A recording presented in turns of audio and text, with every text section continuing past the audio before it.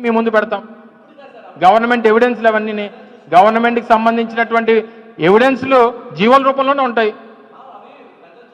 అందరు చూపించి అందరికి ఏది కావాలంటే అది చూపించవచ్చు. ఆర్టీఐ ఉంది కదా, మన మన్మోహన్ సింగ్ గారు చనిపోయారు, ఆర్టీఐ పెట్టారు కదా, రైట్ టు ఇన్ఫర్మేషన్ యాక్ట్. నువ్వు అడుగు, ఏది కావాలంటే అది ఇస్తుంది ప్రభుత్వం. అప్పుడు నువ్వు అడగలేదు, ఇప్పుడు అడుగు, ఇస్తుంది పోనీ. నెక్స్ట్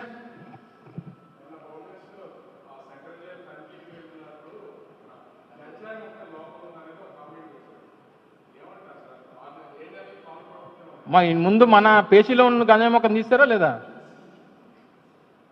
ముందు మన పేషీలో మన ఇంట్లో ఉన్న గంజాయి మొక్కను తీస్తారా లేదా? ఎందుకని లేదా మనమే పెంచుతున్నామా దాన్ని? చివరికి ఏ పరిస్థితి వచ్చిందంటే గంజాయికి సంబంధించినటువంటి దొంగలు ఉండాల్సిన సెంట్రల్ జైల్లో గంజాయి మొక్కలే పెంచుతున్నారంటే ఇంకేం చెప్తా? ఇంక ఈ వ్యవస్థల గురించి ఏం మాట్లాడమంటారు నన్ను?